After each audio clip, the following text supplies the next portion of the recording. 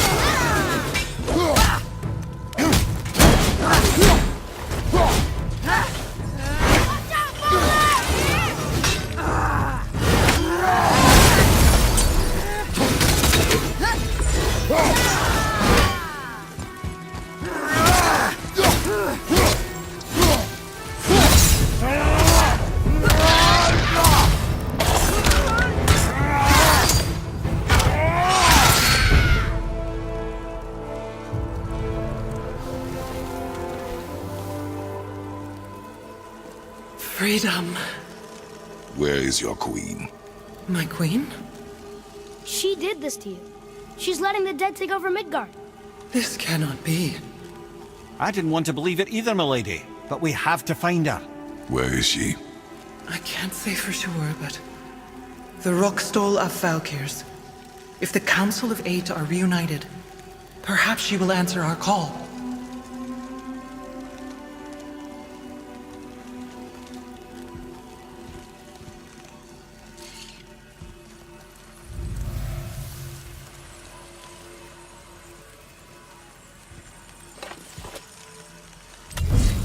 Council of Eight. Looks like this was our last one.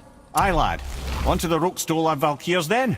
If you remember, it's next to the two oarsmen statues on the path we took to Thamur's chisel. This queen of yours. She is strong, yes? Stronger than these other Valkyries we have faced. That's putting it mildly, brother. Then we must prepare ourselves.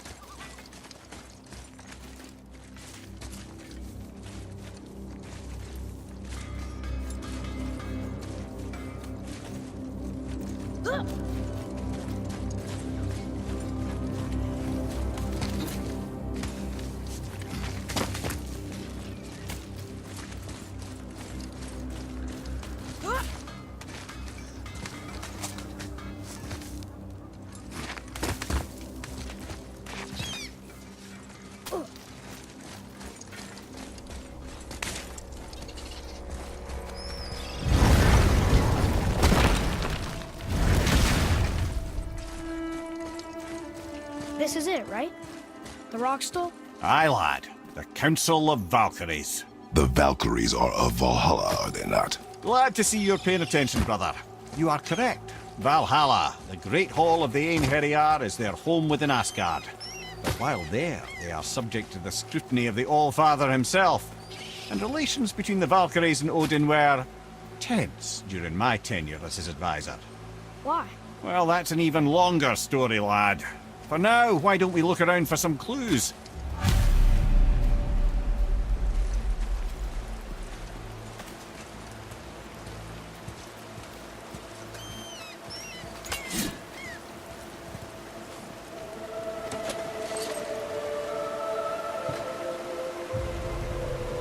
Whoa, you're back.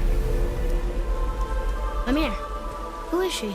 Gunnar, Mistress of War. After any conflict, big or small, she would be first on the scene, sussing out the worthy spirits for a free trip to Valhalla. A gruesome task, but she took great pride in it. Any conflict. Impossible. It's true. She had help from her sisters, of course, but Gunnar was always first to arrive. Her judgment of the fallen was unparalleled, and an invaluable resource to Odin. She was one of his favourites.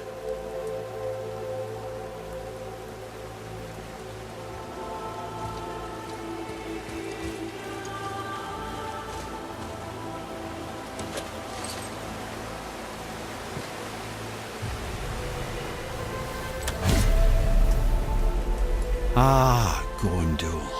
Beautiful Gondul. And? Huh? That's it? Beautiful Gondul? No story or anything? Oh, sorry, lad. The sight of Gondul always took my breath away. Gondul had a silver tongue, a sharp wit, and struck a figure so stunning it literally drove men insane. Odin forbid her from setting foot in Midgard after a time, as insanity is not a welcome trait in Valhalla.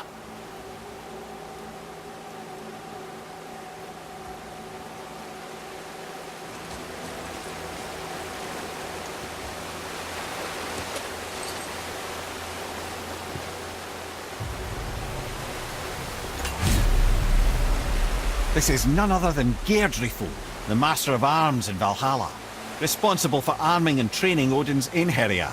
Is what? His army come Ragnarok. The entire reason Valhalla exists, you see. The Einherjar wait in the Great Hall endlessly, feasting, drinking, and fornicating themselves silly. Once Ragnarok begins, Odin calls them into service to fight on his behalf. Geirdriful had her hands full training that lot.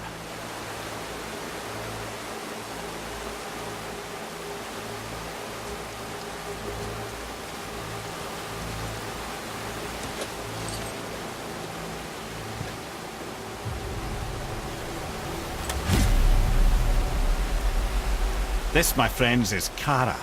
Now, Valkyries are volatile by nature, but Kara, the lass is wild storm personified.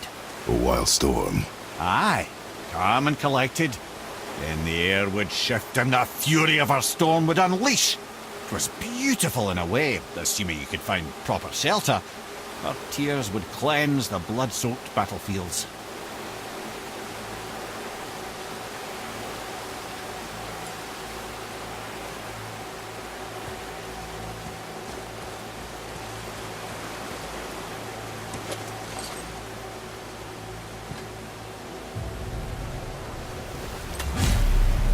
This is Rota, a chooser of the slain.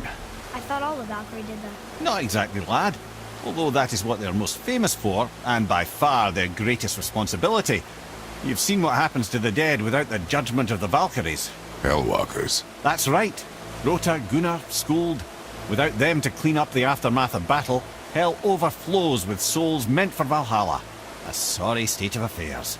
Rota must be beside herself.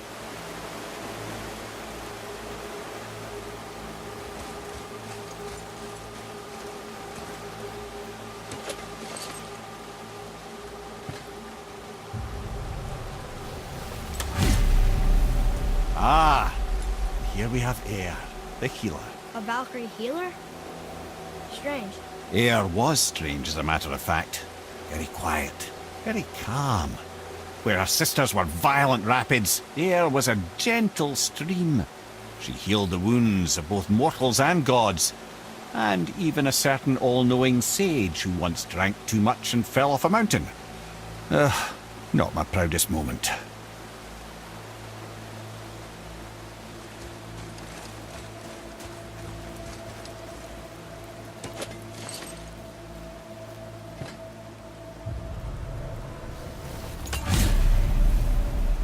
Well, well, Hilda, mistress of battle.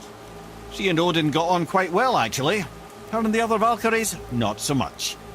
She would spend most of her time here in Midgard observing discord between the living, and sewing some up herself from time to time.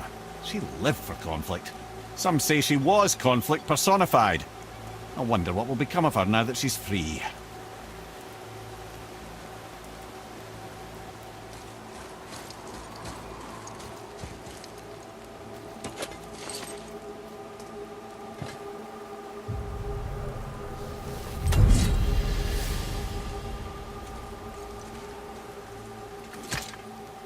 Olrun, once the daughter of a powerful chieftain.